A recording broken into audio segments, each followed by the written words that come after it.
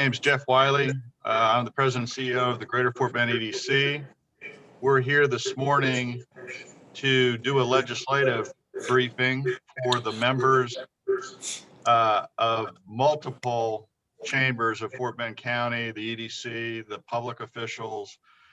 It's really a lot different than we've done in the past. In the past, we've gone to Austin with some of the government leaders, some of the education leaders, and some of the elected officials, and had kind of a very close discussion about things that affect quality growth in the business community and government in Fort Bend County. This year, obviously, we couldn't do that. So this is the next best thing, and we appreciate every one of our state representatives and senators for being here today. They're pressed for time as a legislative session starts, and we're so thankful for that. The way we're going to structure this in the morning is we're going to do about 45 minutes on Senate and 45 minutes on House interaction. Senator Kolkhorst and Senator Miles have to be off around 9 o'clock for additional hearings. So we'll just play that by ear and get started here. But I do want to acknowledge that we have produced a legislative agenda. It was produced in conjunction with all of the chambers and their designated representatives from the business community, as well as city and county input in terms of some of the things that they believe are important. So hopefully you all have that.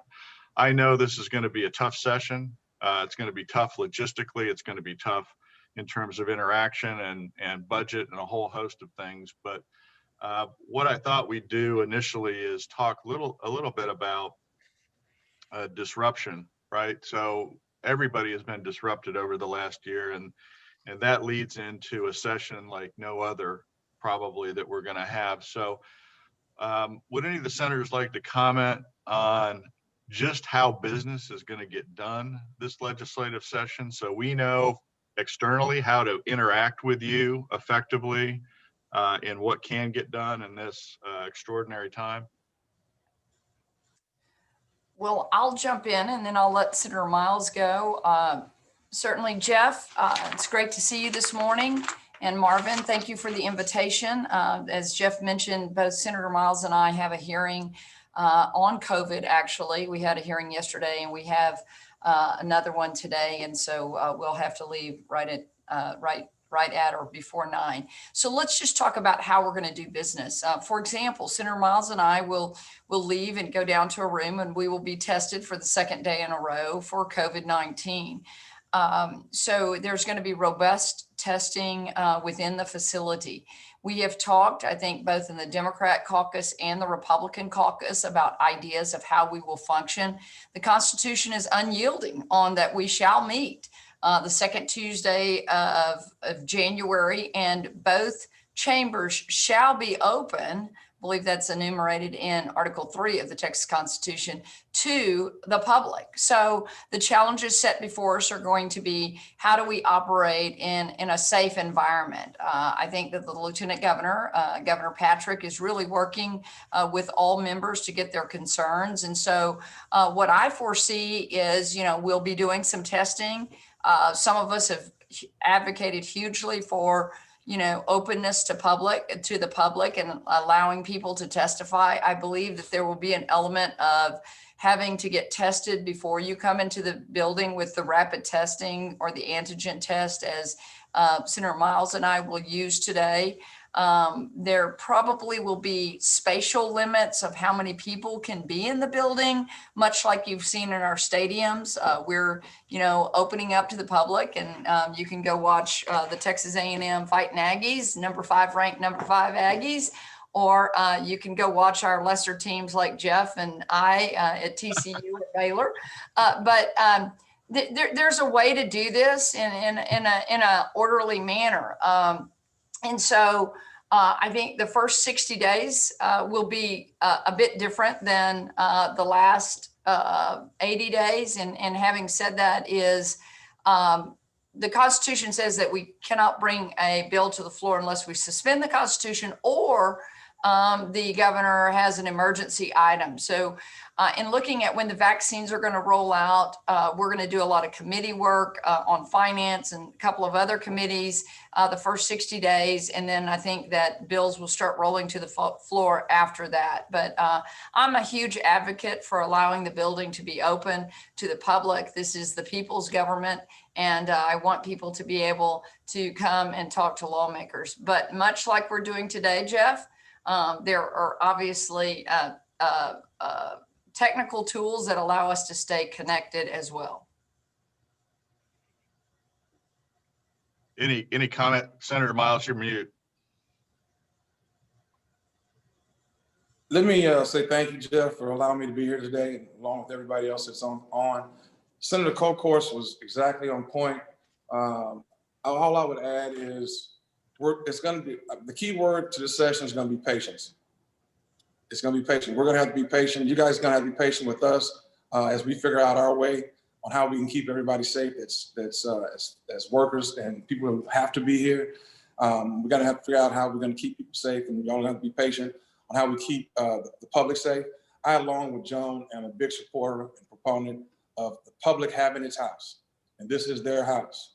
But before I go any further, if you let me sidebar, this is a great day in Fort Bend in Missouri City. Y'all did a fantastic job, and I want to congratulate y'all on having Amazon come into Missouri City, Fort Bend, with 500 new jobs and their new fulfillment center. That's what it's all about, getting economic development in our communities. So congratulations, and it's so great. Today we meet and it gets announced. So I think that's a good sign for Fort Bend. I want to keep the ball rolling, and anything in my office can do to help, we'll be right here for you. And I'd be remiss if I didn't say hello to Representative Stephenson, who we served in the House together, as well as Lois. You were in that House with us too. For sure. And I want to We're say, all House trained. you know, certainly we have a couple of new members in Representative Gates and Representative Jaton, and always my friend. I served in the House as well with Representative Reynolds, and looking forward to working with a longtime veteran in Joan Huffman as well. So our delegation is a great delegation that we have representing Fort Bend County and the different parts of Fort Bend County. And I think we work really well as a team. Yeah, welcome to the team, Representative Gates and Jaton. Welcome to the team.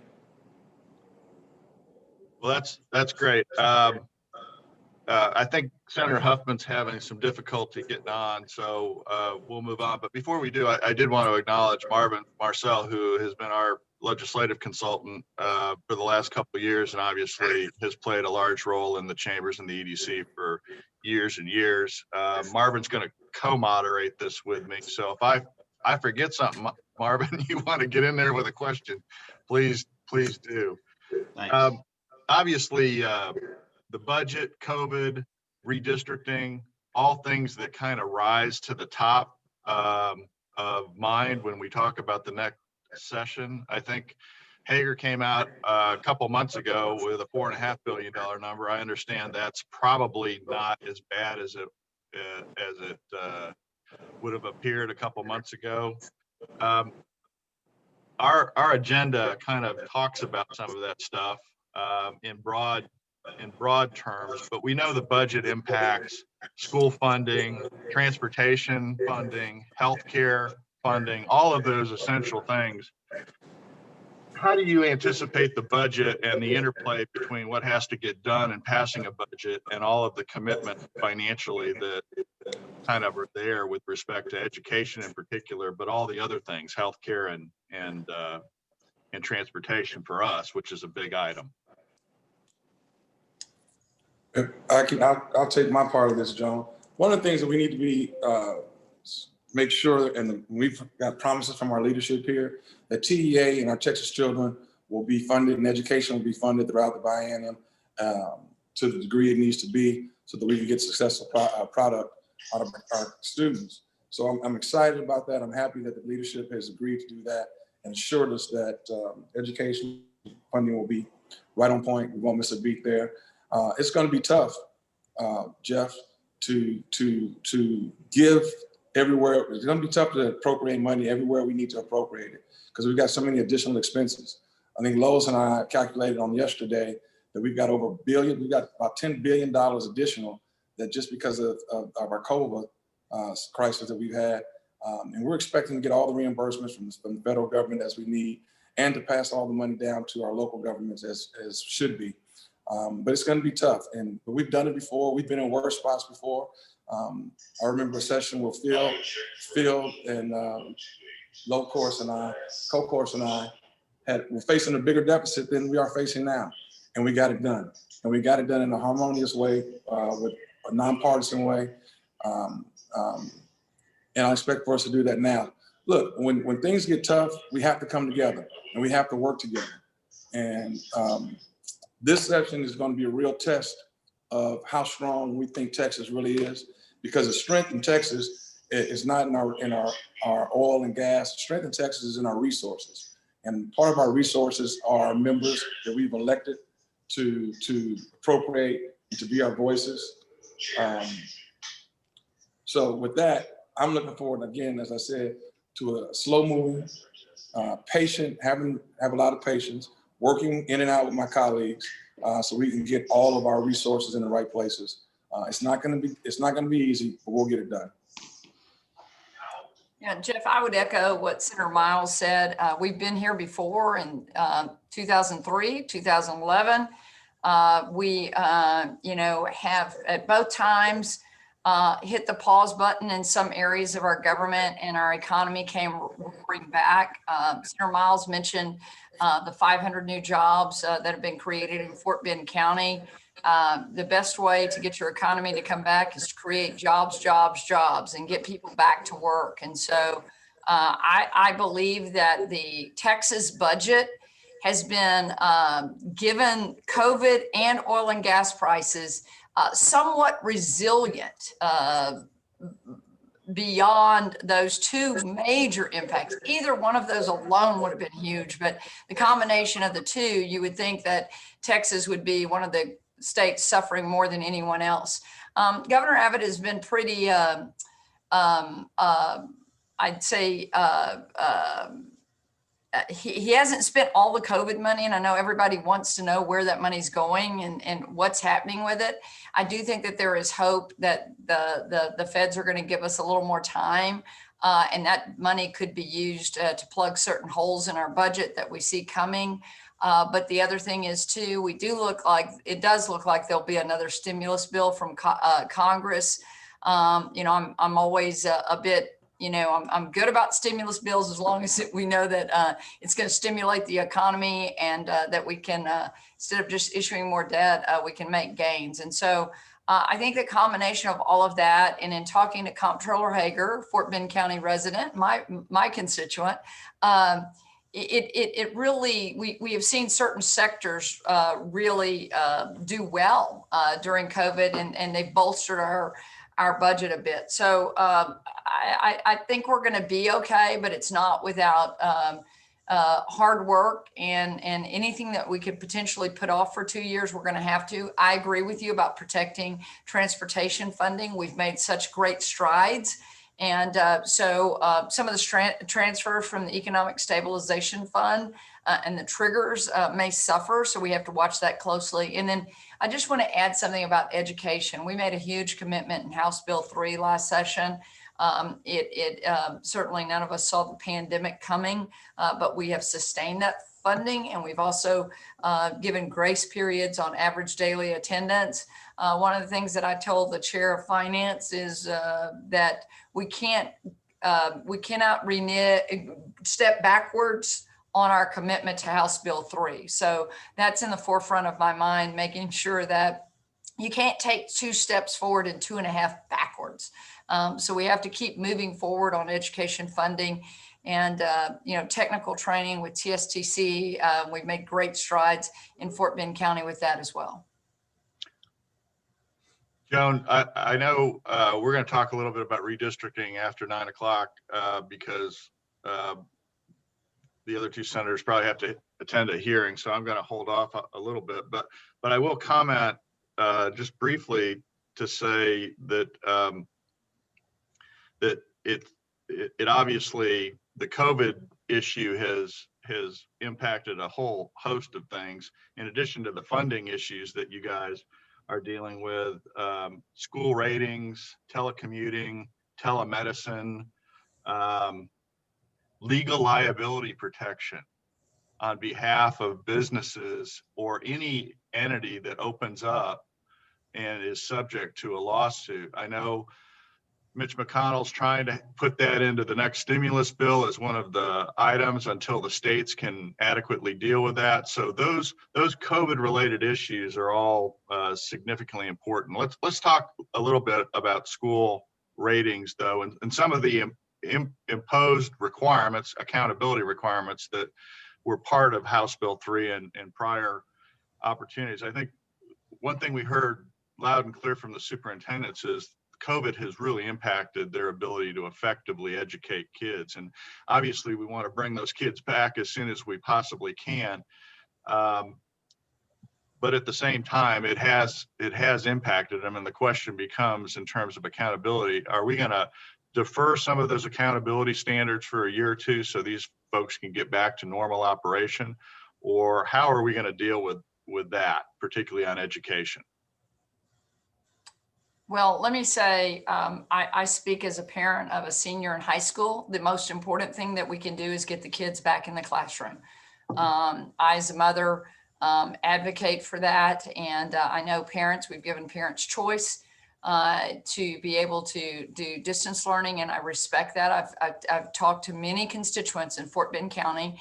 Lamar Consolidated ISD was the first ISD to open up. They led the way in August.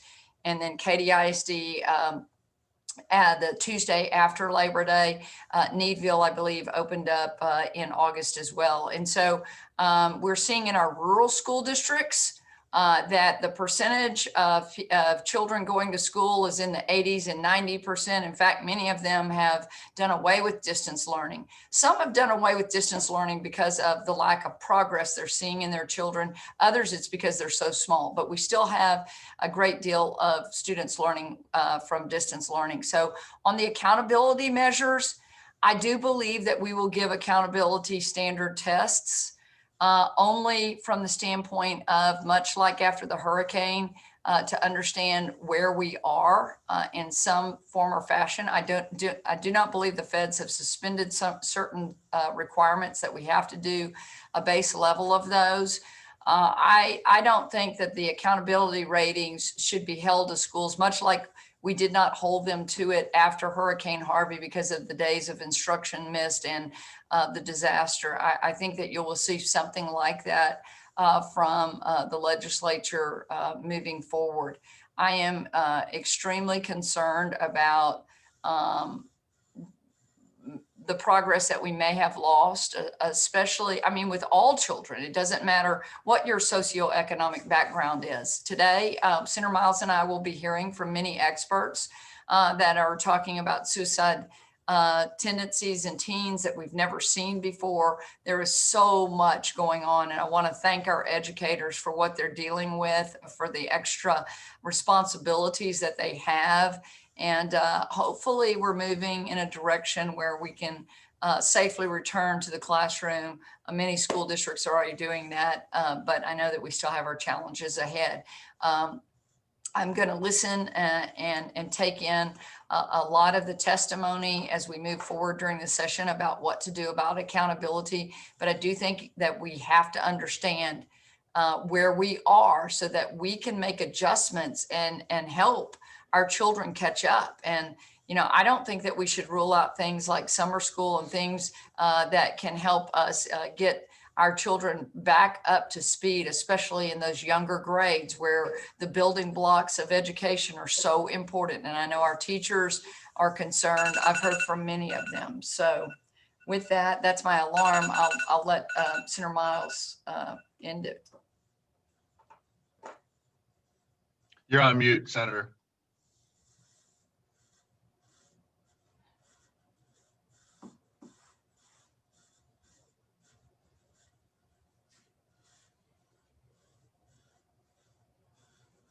How's There that? you go. Good. Again, I echo the sentiments of Senator Kolkhorst. We are going to have to defer some of the goals that we've set in HB 3. Again, we're going to have to be patient and work. As long as we stay flexible as a body and our leadership understands what our end goal is, and that's to make sure that we educate our kids of Texas. We're going to have to just be flexible and understanding and make sure that we're communicating with our public, our constituents, some of the reasons that we're going to have to hold up on deferment of requirements for that are in HB 3.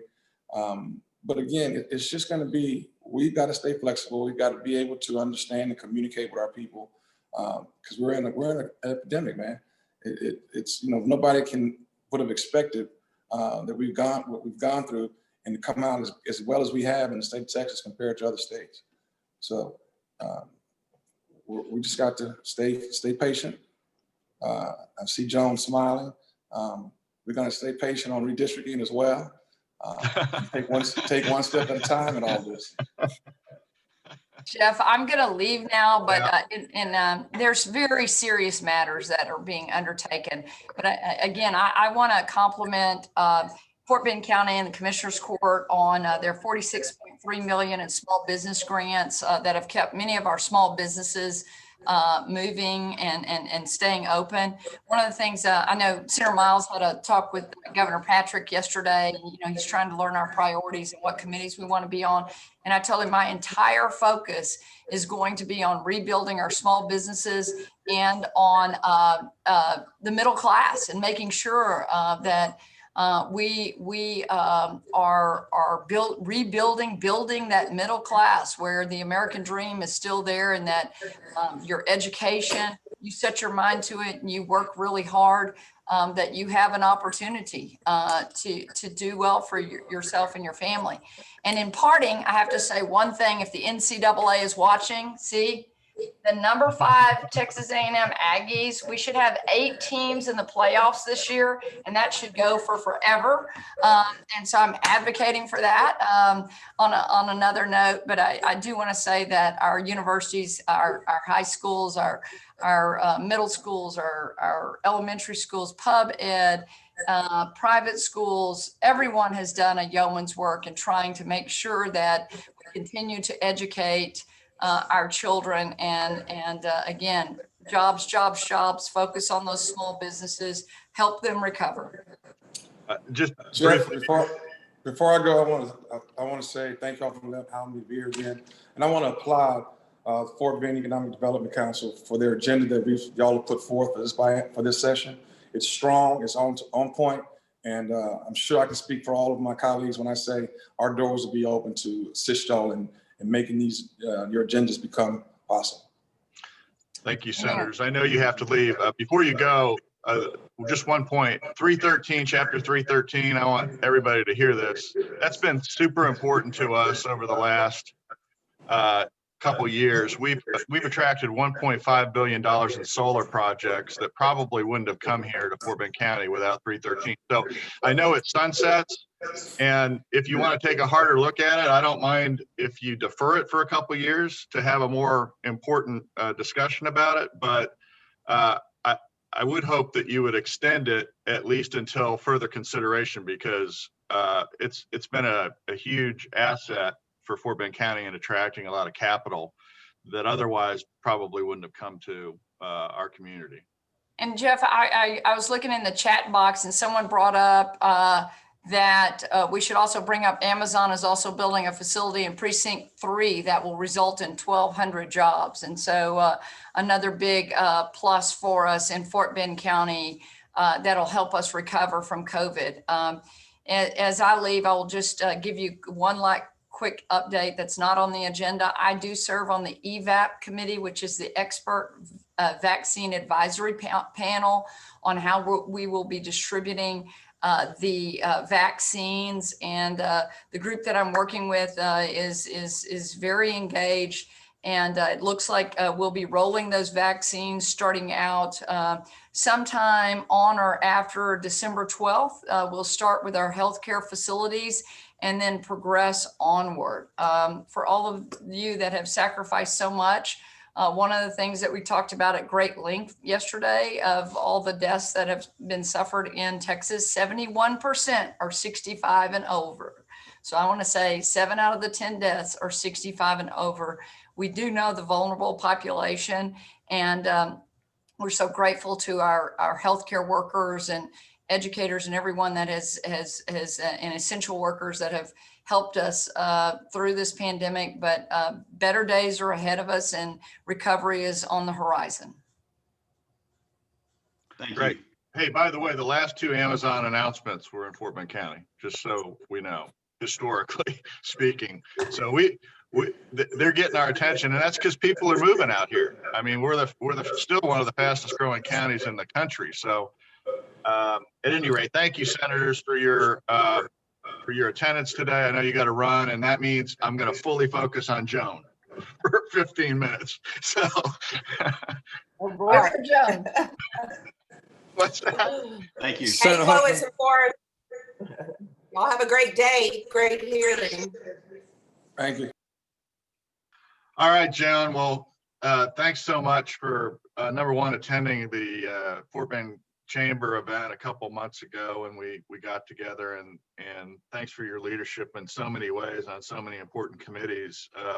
Among the committee that comes around about once every 10 years, redistricting, is going to be a significant part of what has to be accomplished in the next legislative session. Can you talk to us a little bit about how you see that as chair of the redistricting committee?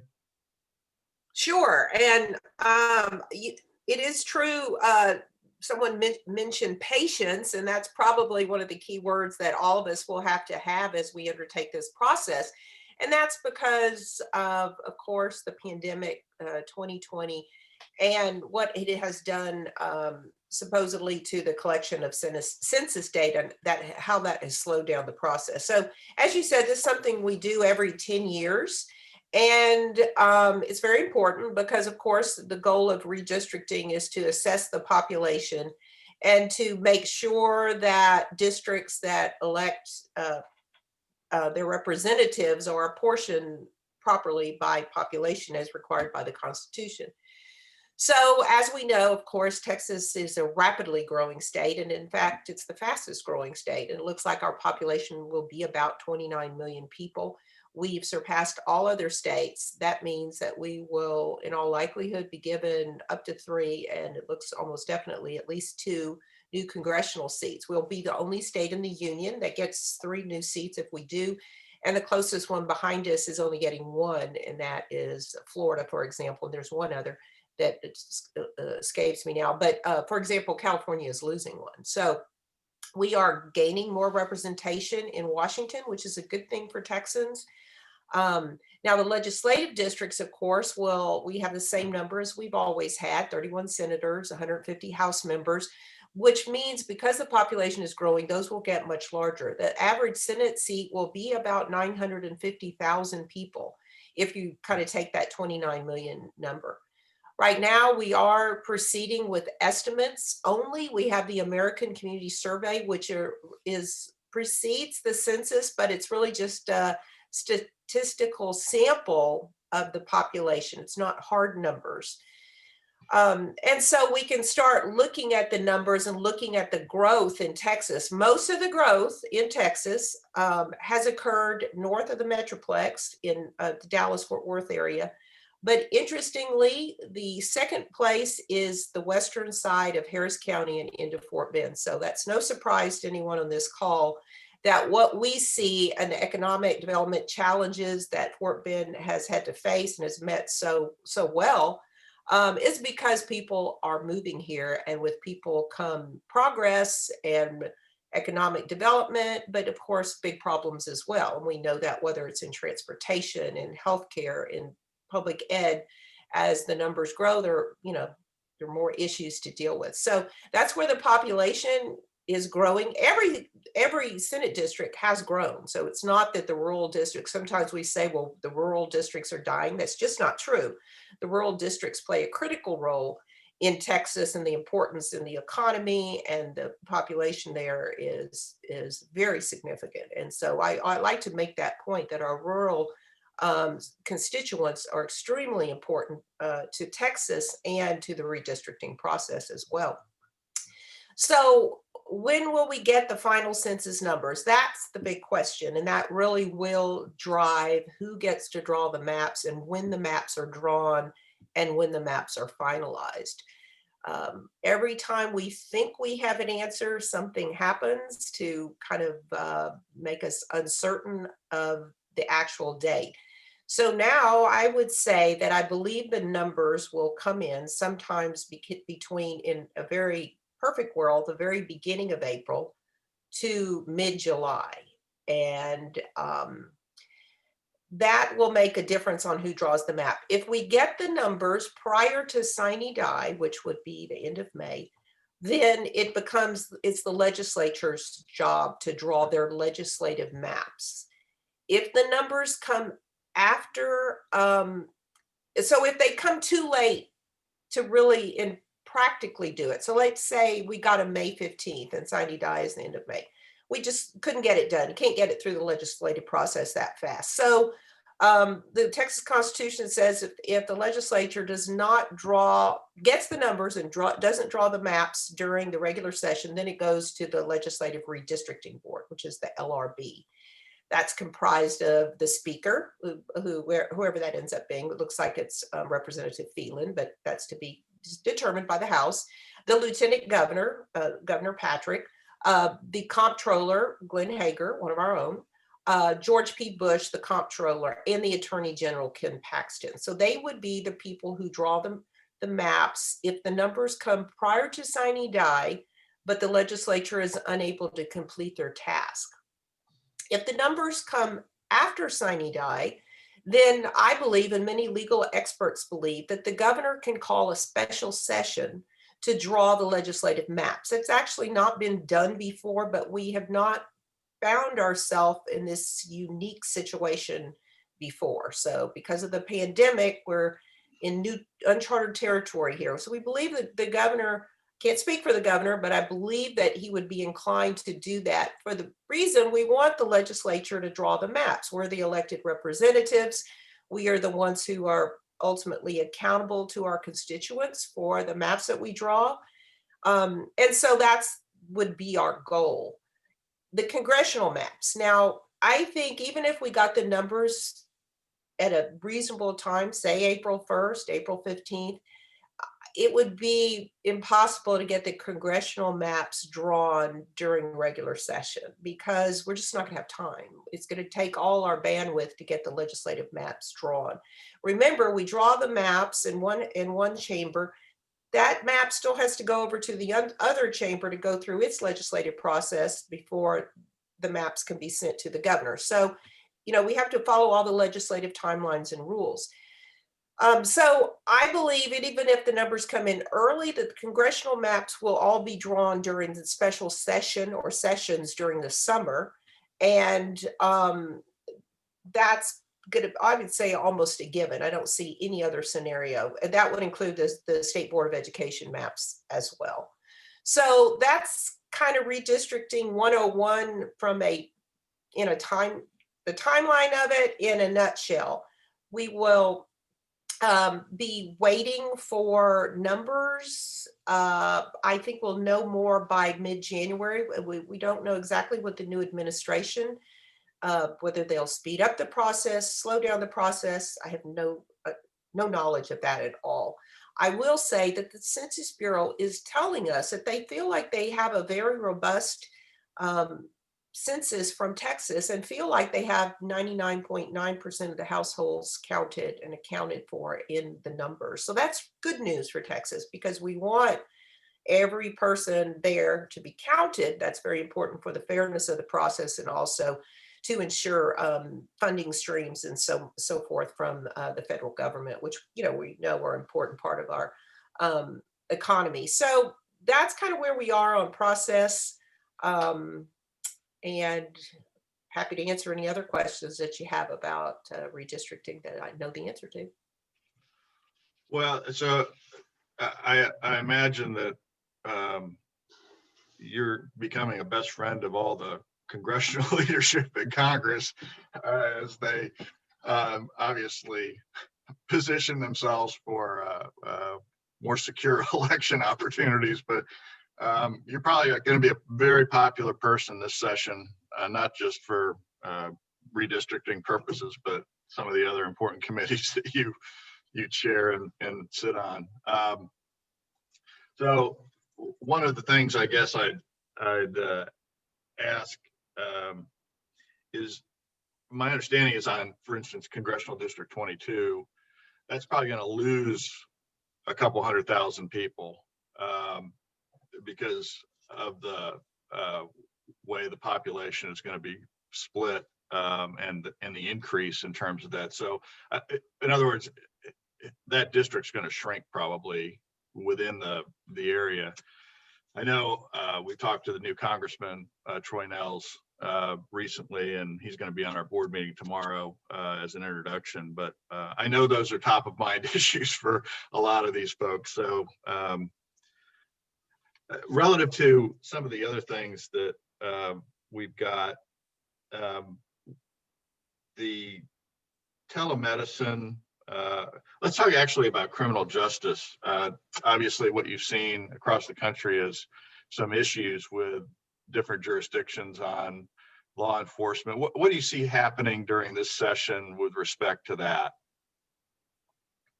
And I missed that. You broke up in respect to what? Seeing in respect to what? Sorry. Just Technology. some of the overall funding issues that have happened for criminal justice and for police and fire that have affected so many other communities in Texas. Where do you think that's going in the legislative session?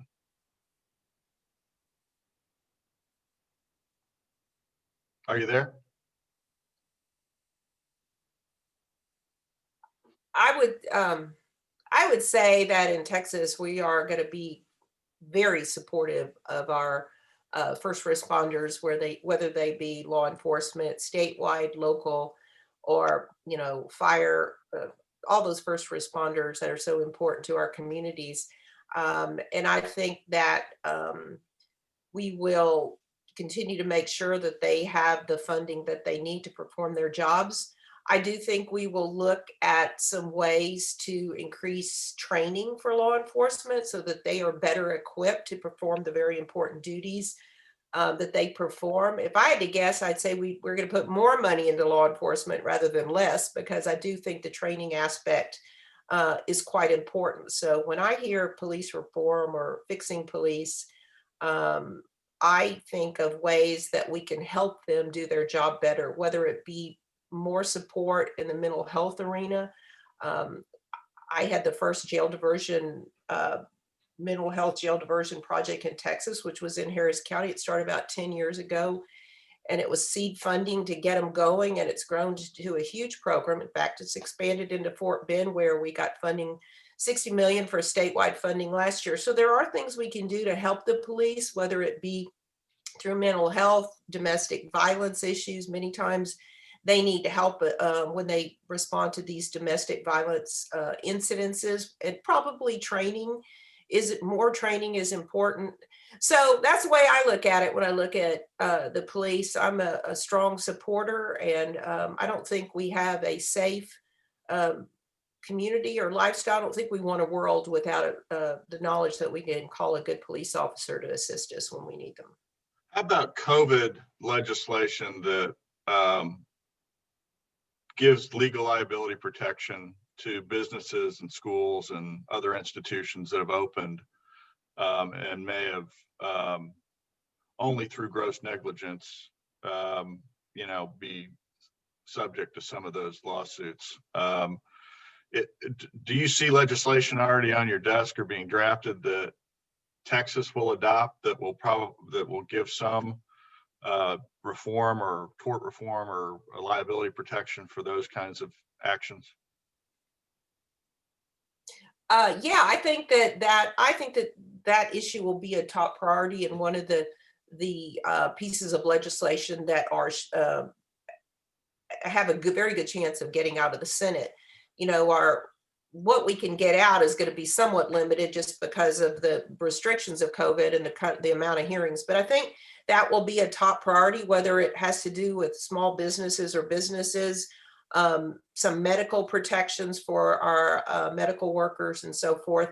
As you said, I'm sure there'll be some restrictions about, gross negligence, where you draw the line. There'll be some discussions on that, but I do believe that there will be liability protection as it relates to COVID that will pass the Senate and hopefully get out of the legislature. I would assume it would have strong support in the House as well. And I know the governor has voiced support of that issue, as has the lieutenant governor. And I believe that presumptive Speaker Phelan would be, knowing his history and some of the bills that I've seen him carry, I feel like he would be supportive of that as well. Jeff, I can't speak for it, but it's just my impression. Jeff, if I could, before we break up the Senate portion of today's panel, I've got to say that Joan Huffman and her staff have carried more bills representing Fort Bend County than anyone. We're so grateful for her staff being there for us, her being there for us, and I'm talking about from the George Foundation to the City of Richmond hot tax. She's always been there, and we're very, very grateful for that. I would agree. I mean, Joan, you've always been a good supporter of Fort Bend County. When I've ever come to your office and asked for something, you've done it, and you've helped us, and you've given us sage counsel. So I appreciate your attendance here and all the work that you do on behalf of your district in Fort Bend County. I think this is probably a good transition point to Marvin and the House reps. Before we do that, I do want to say, I don't know if Rick Miller or John Zerwas are on in the participant group, but I would like to thank them for all of the contribution that they have provided over the years, and just wonderful teamwork that happens to be in place that I know will continue with our new representation from Representative Gates and Jatan. And so we're so pleased to have not only our traditional reps who have worked on our behalf, Ron Reynolds and Phil Stephenson, but also our new reps that are coming in and getting their feet on the floor and helping us do what we do here. So with that, Marvin, I'll turn it over to you. Thank you very much. And Senator Huffman, we're pleased to have you observe what your new state representative partners might have to say, but we also respect your schedule. And now I'd like to welcome our state representatives, both returning and new, to try and ease the pain of a conference where we have had in the past individual stakeholders come in and address the legislators, sometimes rather passionately. We rather had people get together in advance to put together their interests. And we collected those, and you have it now in front of you as the agenda in the various issues that we consider to be important to the business community in Fort Bend County. We're looking to you to help us pull this off. Our ask of you for this upcoming session is that document. And if there are problems with it, that's where we want you to let us know so we can modify what our ask is. And we can also tell our own constituents in the business community what is realistic. And we also, I would say, don't expect this to be any kind of a quick fix or a quick accomplishment. We know it's more a template and a goal. And so with that, I'm going to ask you to simply take a moment, each of you to take a moment and say what you expect of this upcoming session, how you might see it happening, and the availability of the public to come join you. So with that, Representative Reynolds, would you mind going first? Absolutely. First of all, thank you for hosting this event. Marvin, you are a delightful constituent of mine and that I've known for many, many years. And I appreciate your leadership, along with my good pal, Jeff Wiley, who we go back to serving on the Bond Advisory Committee for Fort Bend ISD. I think that's why we we develop a close relationship. So I want to thank the Fort Bend Chamber and the Fort Bend EDC for continuing to help Fort Bend be the best county in the state. And that's why we see Amazon relocating and bringing jobs here. That's why we see so much growth, is because of the leadership. And often at times the elected officials get the credit, but truly it is the leadership. Carrie Schmidt with the Fort Bend Chamber, and you guys should be very commended. And so I see this session, Marvin, as the 87th legislative session, which we'll gavel in on January 12th. We face some unprecedented challenges when we respond to the pandemic. And how, first of all, how do we meet? There's still so much uncertainty in terms of how we're going to conduct the business of the state. But we do know that we have to conduct the business of the state. Just how it looks is yet to be seen. I do look forward to working with the Fort Bend delegation, the senators that you just heard from, and my returning colleague, Phil Stephenson, and my new colleagues, Representative Gates and Jatan. I look forward to serving with them. As the senior member of this delegation, I know Fort Bend County is always unique in that even though there may be Democrat or Republican, when it comes to Fort Bend, we focus on what's best for Fort Bend. And so I see unique challenges in terms of, whether or not there's cuts. We anticipate that there won't be as much revenue as we had last during the 86th legislative session, where we had money flowing. And so the pandemic has caused some economic downturn, but the forecast wasn't as bad as we anticipated when Comptroller Hager rolled it out, early forecast. So I do still see some challenges, perhaps in school funding. That's a top priority of mine, because we have to have strong public schools. In order for our children to compete in a global economy, we have to have the strongest public schools. I still see challenges in healthcare. Unfortunately, Texas still has the distinction of leading the nation in the number of uninsured. And this pandemic has really put that front and center, with as many people that have been sick, as many people that have need hospitalizations. Our rural hospitals are desperately needing funding that is missing from the Affordable Care Act. Billions of dollars, billions with a B, Marvin, billions of dollars that are going to other states that are not coming to Texas. So we're going to have some a very robust discussion on healthcare. And then my own senator, Joan Huffman, has already talked about redistricting. And she laid it out very eloquently. And so that's always a big deal. My first session coming into the legislature 10 years ago was a redistricting session. And it is always one of the most contentious things that we ever do in the legislature. And so that always takes a lot of oxygen out of the room. But as Senator Huffman said, that those numbers will probably come later. But nonetheless, we anticipate a special session to deal with redistricting. So those are just a few of the unique challenges that we'll face. I am very particular. I'm glad Jeff Wiley asked the question about criminal justice reform. I'm very interested in making sure that we get some meaningful criminal justice reform. I've always worked very closely with Senator Huffman and Senator Miles, and they have carried most of the legislation that I filed for Fort Bend County. And so we look forward to a great session. Jobs is certainly front and center. I'm going to continue to focus on jobs. I like what I see, what you presented in terms of the legislative agenda. I think it is something that we can work towards accomplishing. And I look forward to working with my colleagues in the Senate and my House colleagues to make sure that we get this legislation passed. So Marvin, I look forward to you and Jeff. You always come to Austin and testify. And whether it's virtual or in person, we look forward to your leadership. Your leadership helps us to steer these bills through the legislative process. So I look forward to seeing us cross the finish line with a very successful, robust session for Fort Bend County. Thank you so much, Representative Reynolds. And before we go to Representative Stephenson, I'd just like to take a moment. I see that we have approaching 150 different points on this call.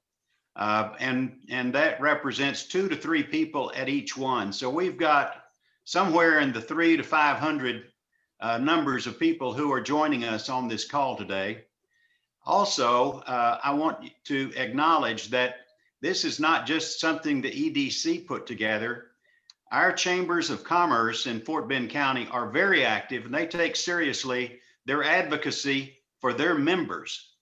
That's kind of their primary function. And they are the ones who joined with the EDC to put together this agenda. And I can tell you, it's very much a joint collaborative.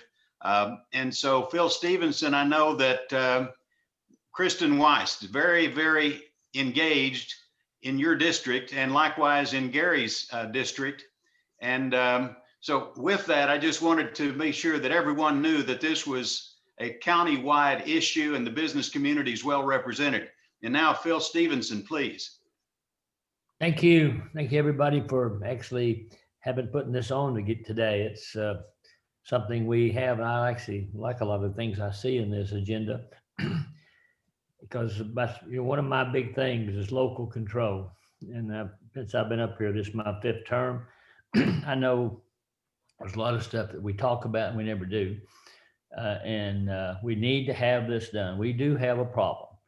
And let's just address that. We have a problem and we can fix that because we are Texans, number one, and we're Americans, and we are in this community, the best community to live in the nation in Fort Bend County. I know that. And I also have rural counties, 2 other counties, and most of this stuff will fit, except we still need to get more involved with local control. I mean, a lot more stuff on our broadband for local out in the rural area because it's not very good for medical reasons and every other reason. Yes, I will support. I'm going to support this thing. I'm going to start out with easy. The reauthorization of Chapter 313 and the tax abatement tools it provides. You can count on that one. And I will support expansion of 380 and 381 economic development agreements to allow land to be used, transferred, conveyed, swapped, etc. in agreements. It makes sense. And I'm reading here a point of fully fund public school education. If you haven't been around me, the education is the #1 period. Without that, nothing else works. And I will say to you, I would love to support that. And I'd also say, I've said this, I felt like a parrot saying it, we need to change the way we fund schools with property taxes and put sales tax involved. I think business ought to pay for schools. It's just a real simple thing. We can do that. There's a lot of money, a lot of assets, and I mean sales, not taxed. And if we do that properly, I'm a really advocate for a rainy day education fund. We accumulate all these other ways we fund it and add sales tax and make sure we have the money, not in good times and bad times, to fund them so we get the best teachers. If we get the best teachers and get motivation with them, we'll have the greatest economy you ever spent. And we are the best. And I don't want to argue about that. And we will probably get a couple more, maybe 3 new federal people.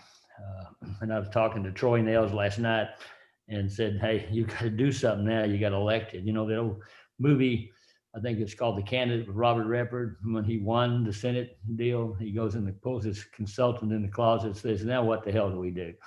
That's going to be what we have to do this time. We're going to have to pull up and say, take bipartisans or agreement stuff and just go in and say, this needs to be fixed. We got to have education. We got to have health things. We got to do these things.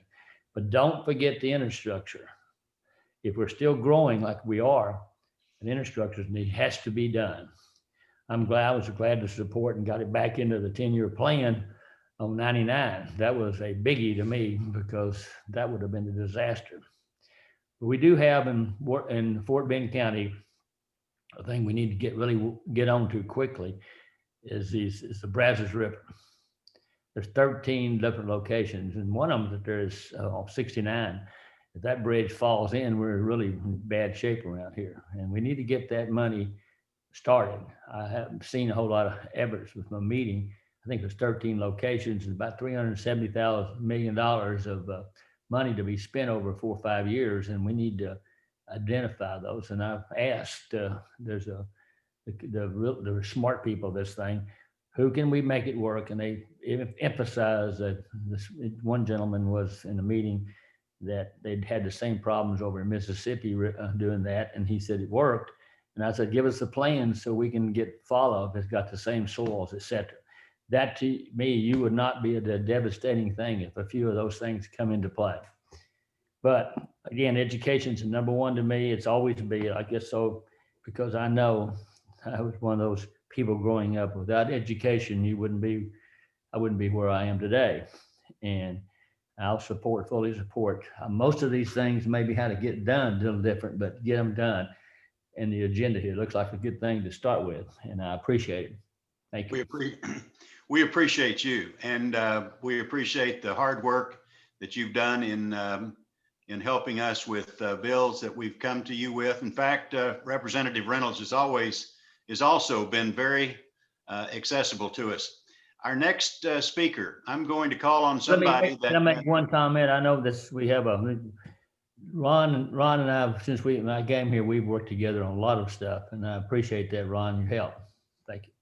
Thank you. And now we're going to have somebody speak to us who has hardly ever has anybody paid a price to attend and represent us in a legislative session. This guy not only has worked hard, but he's won 2 separate elections just to be able to represent us in this next session of the legislature. Gary Gates. Thank you, Marvin. Yeah, it was, I feel like I should be out campaigning right now. 4 elections in 12 months. So it's been a little difficult getting that out of my system. But hey, I think I'm excited about what's coming up. You've got, I don't know what I can add to all the people who've spoken, because I think if you add up all the years, it's like 50 plus years of experience there between the 3 senators, Representative Reynolds and Stephenson. But the main thing I'm going to be focusing on is probably the economics. Right now I'm on appropriations, and I hope to remain on appropriations and dealing with the economic crisis that Texas is going to be facing. While maybe we haven't been hit quite as hard as we had thought back in March and April, something that I'm concerned about is, and I think this affects more on the local side, especially in the school districts, is, right now, many of us we're getting ready to pay our property taxes in January of 2021. But starting April 1st, and those are based off the appraisals pre-pandemic, based on the appraised values of January 1st of this year. But when the appraisals come out January 1st of 2021, there's going to be a lot of reduction in appraised value, especially in the retail, restaurants, office buildings, not so much in housing. Those taxes are going to be paid in January 2022. And those are going to potentially be a dramatic reduction in what is going to be collected. And that's going to be affecting our schools. And that's where the schools are not going to get hit so much from this coming session.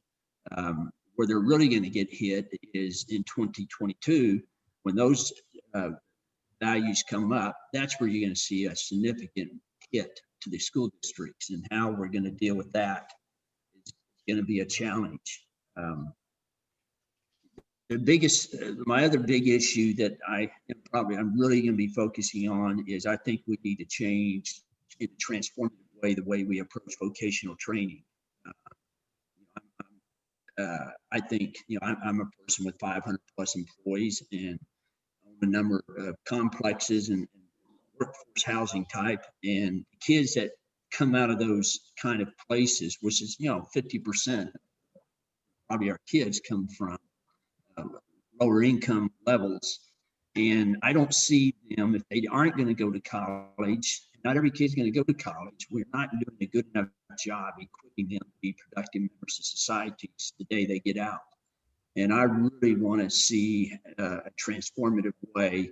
The bills that I'm going to be filing and dealing with that is going to be focusing on kids when they're in 8th grade, starting to identify, if you're not going to go to college, here are some career opportunities that don't require college education. And then maybe by 11th grade, where they're working part-time, and maybe reduce part of the academic side toward the end of their education, because we have just saddled too many kids with debt that strangling not only their ability to form families, to have kids, but even to be able to buy houses and so forth. And and if you look at the statistics of the number of kids that go to college and graduate in 6 years with a degree and then wind up in a career that is actually in tune to what they got their college degree, it's very, very small. And so I want to really focus on changing the way we approach vocational training.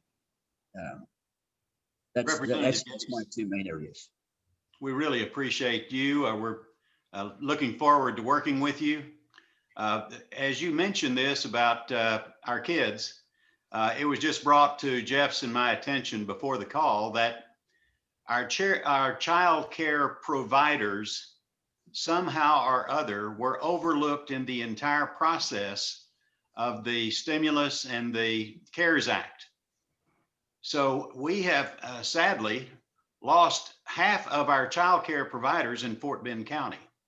Tim Kaminsky has brought some information to us, and we're going to be sharing more of that with you because we do have to correct that failing in this legislation and make sure that those folks are addressed as they need to be.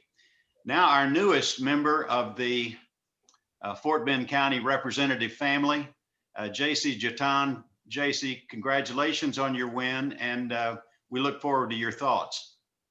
Thank you. Good morning. It's good to be with you guys. Good to see you, Jeff Wiley and Marvin Marcell and Trey Leary. I see you there, and Kristen Wise, and I'm sure Carrie Schmidt's on here as well. I appreciate the opportunity. I'm honored to be here as the newest kid on the block. Representative Gates beat me there by a few months, and but it's been a real honor. You know, last week we had new member orientation. Got to go down to the house, and it's a real honor to and really humbling that opportunity to first go onto the House floor and realize where we're at and important work we have to do this next legislative session. And, you know, presumptive speaker Beelan has put together a good team led by Dr. Representative Tom Oliverson, who I think is going to help us to ensure that we have the most open session we can. And that's what I want to start off with is, you know, there's a lot of concerns about the interaction and what we're going to be able to, how we're going to be able to communicate with each other as we go into this next session that you know, by law does need to be an open session. There should be dialogue between us. And I think that we're going to, and I speak for myself, and I believe I can speak for my colleagues, that we're going to do everything we can to be accessible to our constituents, to stakeholders, to ensure that we're making the best decisions for Texans. And, you know, when we're making decisions dealing with legislation that impacts people, that we're accessible and are listening. So, you know, this next legislative session, we are going to be focused a lot on the budget and a lot on redistricting.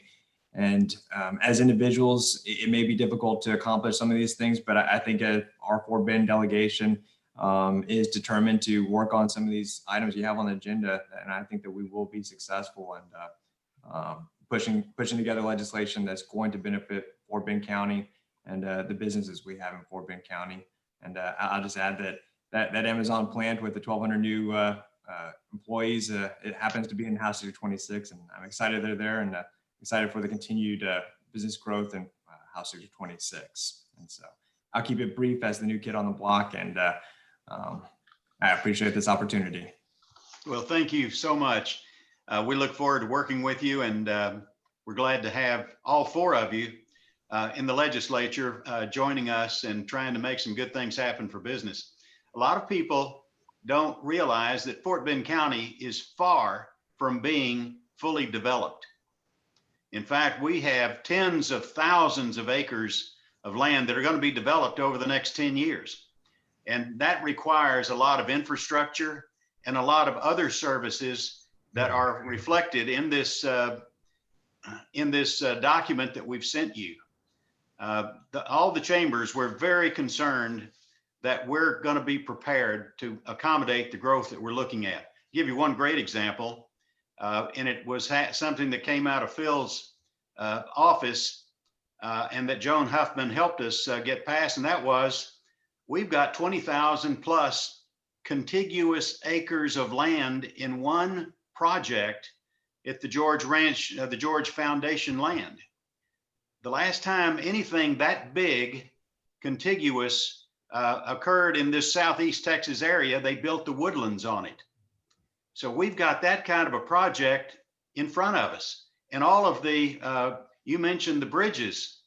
We've got a lot of things that are out in front of us. And you'll see, while it's the last item on our agenda, infrastructure is not the last thing on our mind. And I just I wonder if you can comment about your thoughts, Ron, beginning with you, as to how we take care of approaching another 500,000 people in this county over the next 10 years. Well, Marvin, you pointed out absolutely correct. I mean, we have to focus on infrastructure. We have to focus on mobility. These are things that you need in a robust, growing, fast-paced county like Fort Bend. And so the recommendations that you have put forward are things that we need to champion. And I am looking forward to you were the first person to come to me and say, this is something that we need to look at. And so I'm looking forward to rolling up our sleeves and doing what we need to do, like we've always done, to address whether it's, water, whether it's infrastructure, the Brazos, all of the critical issues facing our county, mobility, transportation, all those things. We want to make sure that we're at the forefront and planning ahead, not just looking at the forecast for 2021, but we need to look beyond, because we know that we're continuing to grow. And like you said, I mean, unlike some that don't know, we're not. We haven't reached our build out capacity. And so just like in my district where I represent Sienna Plantation, they're still building, Marvin, where we live, hundreds and thousands of homes in construction in the Sienna and Riverstone area. And so we still have other undeveloped areas that are robust, fast growing master plan communities, and some that haven't even been built yet. And so we're going to continue to see unprecedented growth. And that is a good problem to have. Many communities would love to have that problem because that brings jobs, that brings other retail. And so I'm looking forward to doing everything we can to address it, to prepare for it, and to plan for it, and to implement the changes necessary to keep us where we need to be. Representative Stephenson. Well, I'm an advocate of tremendously because of economic development. You have to have that. Fort Bend County is what I've read this. I don't know when it was, but we were number 1 or number 2 in the whole nation, the place to live. So you've done it properly here. You didn't just throw it out here because of business. Now, I'll say this with something I'm really passionate about. I mentioned over the idea, but we have to get out of the box of how we fund education, because that's the killer.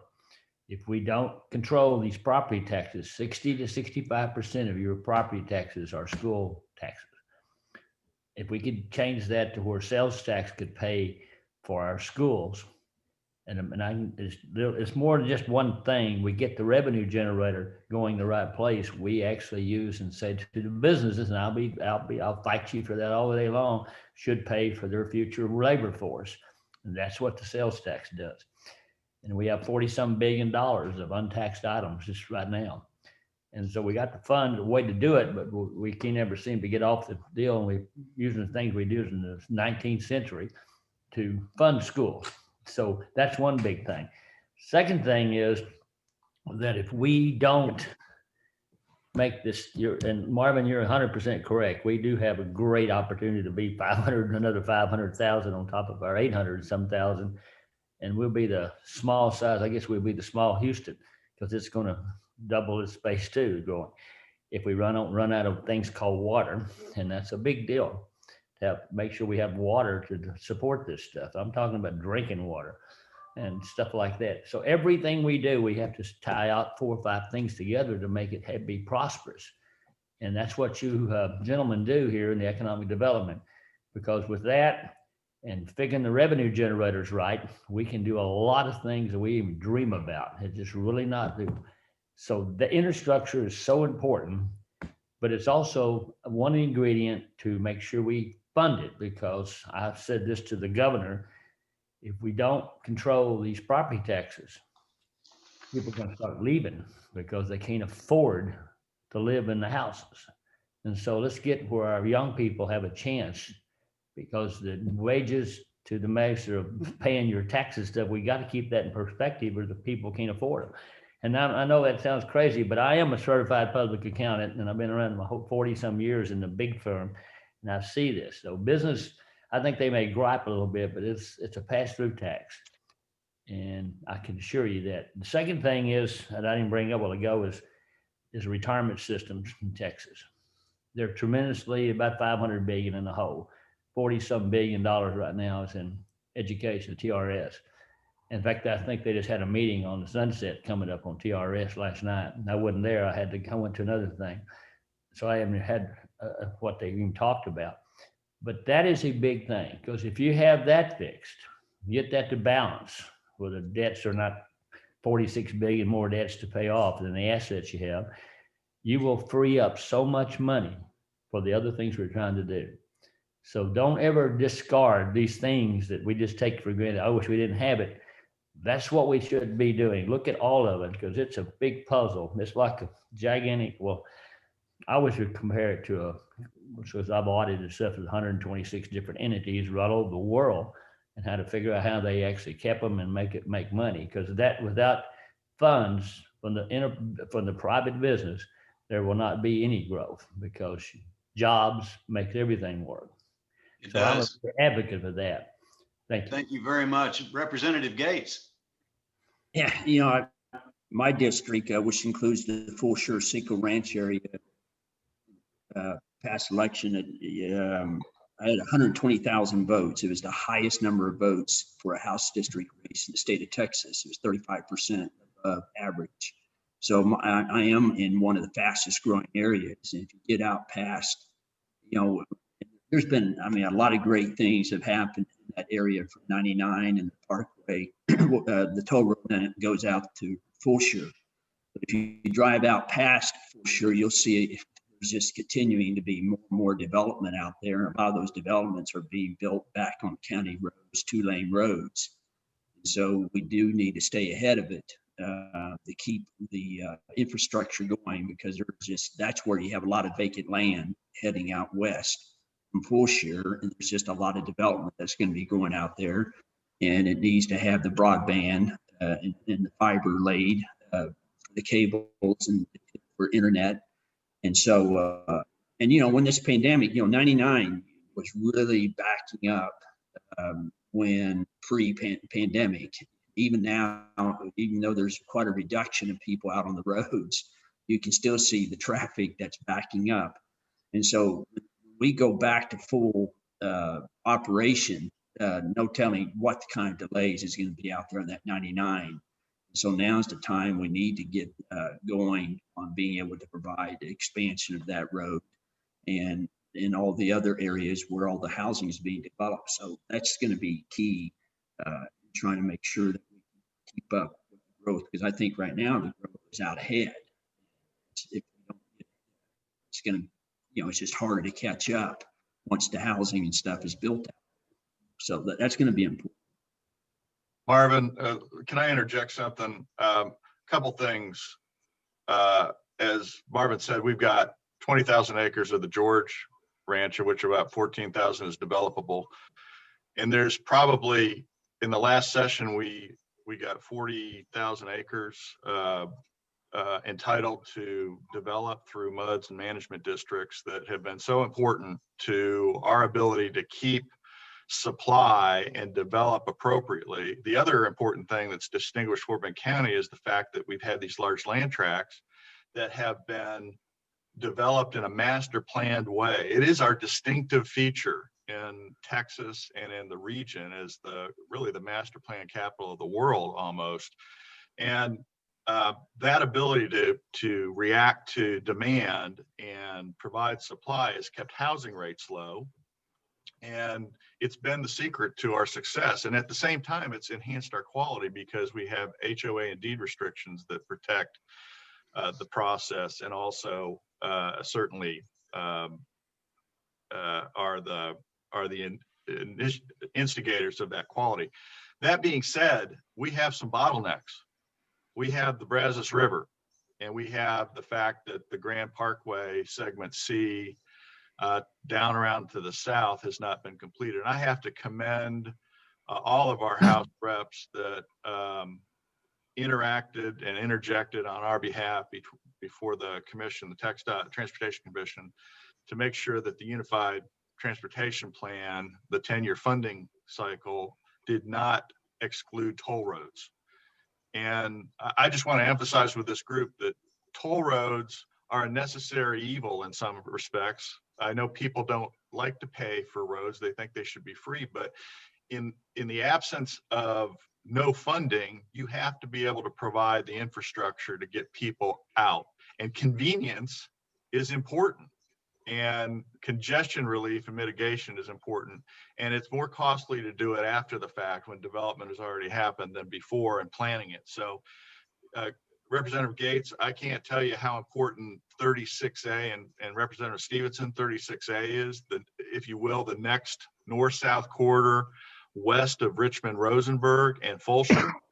We need to be looking at that and figuring out how to prioritize that at TxDOT, so that we have that corridor now before development encroaches and we have less options to figure this thing out. So that's important, as well as Representative Reynolds and Chetan.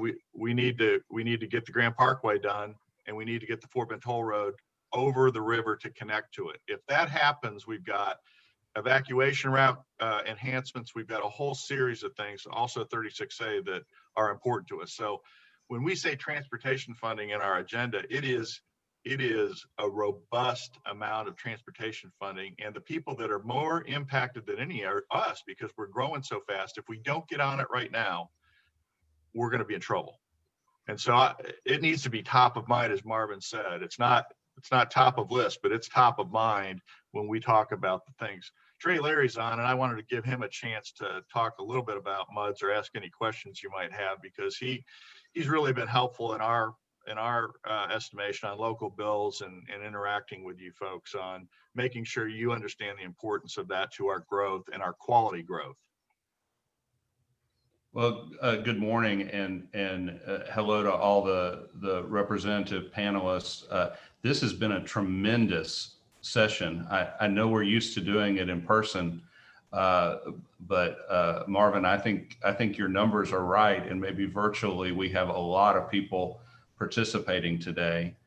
The local bills that our delegation passes are kind of the unsung heroes that keeps Fort Bend County going, and they're not glamorous, and there usually isn't a governor's signing session or a grand newspaper announcement, but Representative Reynolds and Representative Stephenson have just really carried water over the sessions, and I look forward to Representative Gates and Chetan helping as their predecessors, Representative Miller and Representative Zerwas did. But every time I walk through the door into Representative Reynolds' office or Representative Stephenson's office, it's how can we help Fort Bend today?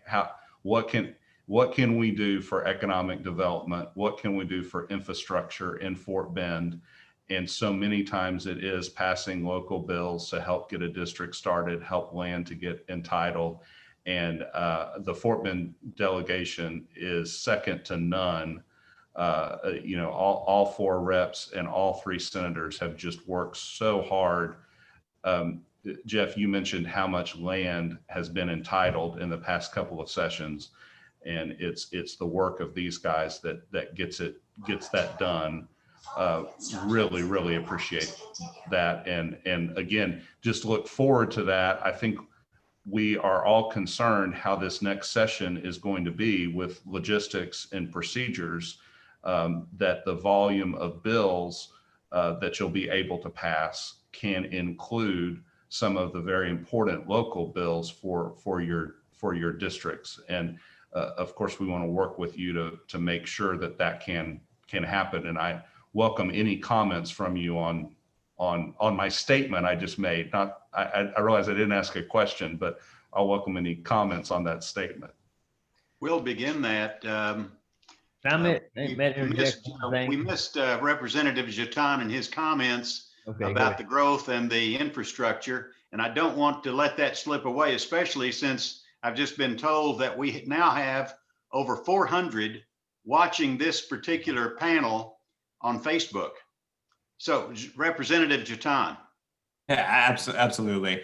And I'll just piggyback a little bit on what Trey was just talking about. I've been on my MUD board for 4.5 years, and it's been eye-opening and a good insight into the importance of special districts and how special districts have allowed Fort Bend County to become what it is. There's so much of Fort Bend County that's unincorporated areas, and will continue to be as it gets developed. And those special districts do help to ensure that the water infrastructure is there, but also that the roads and different things that need to occur within that district occur. And so House District 26 is primarily Sugar Land and Richmond. A lot of the district is developed already.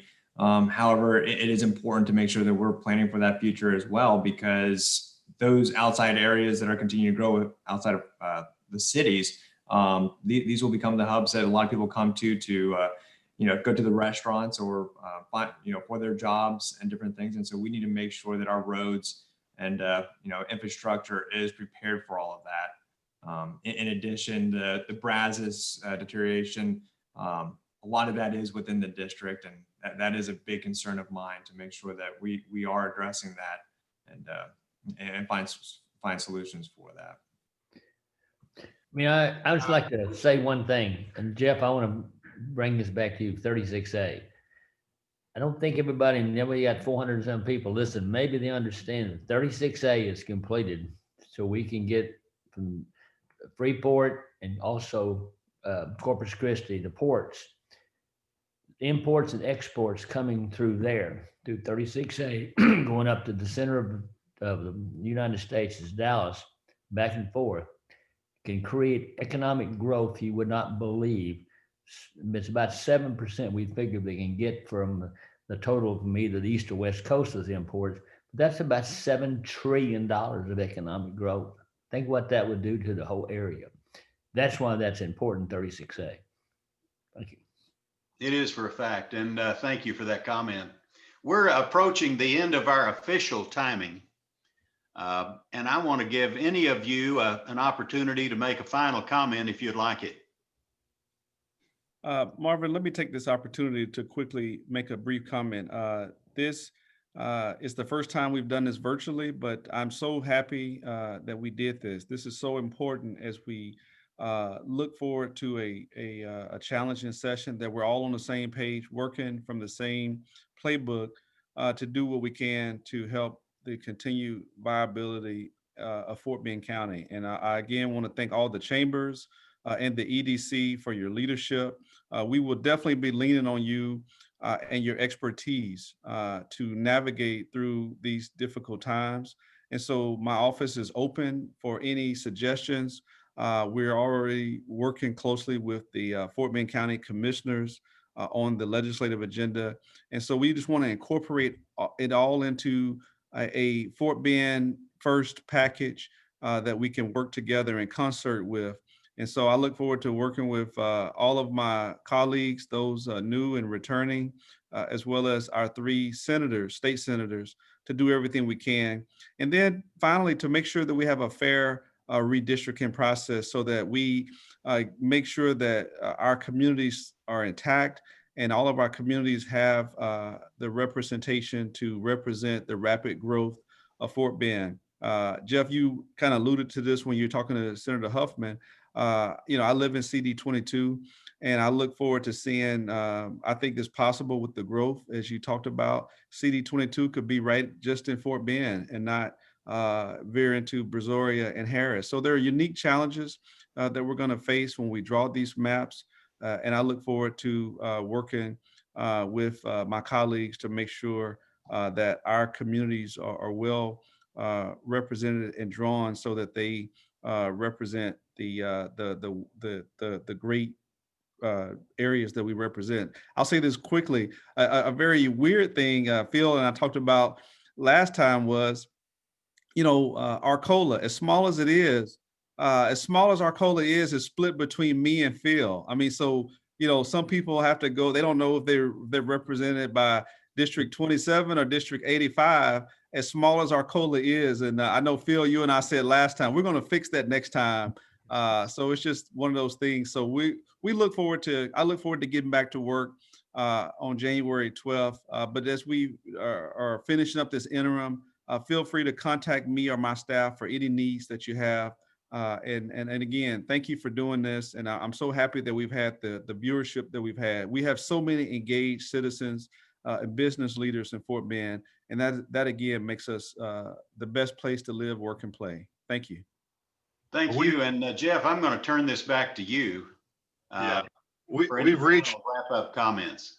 Thank you, Marvin. We have reached 10 o'clock. That's our cutoff time frame. But I want to acknowledge not only our representatives and our senators who have worked so hard for us, and we look forward to obviously working with our new representatives as well. But I got to thank the chambers who have all participated through their membership on subcommittees that came up with this. And that includes the Central Fort Bend Chamber, the Fort Bend Chamber, the Fulshire Katy Area Chamber, the Katy Area Chamber, and the Needville Chamber. All of those put forward people on different committees that essentially produced this document with the EDC kind of coordinating that activity.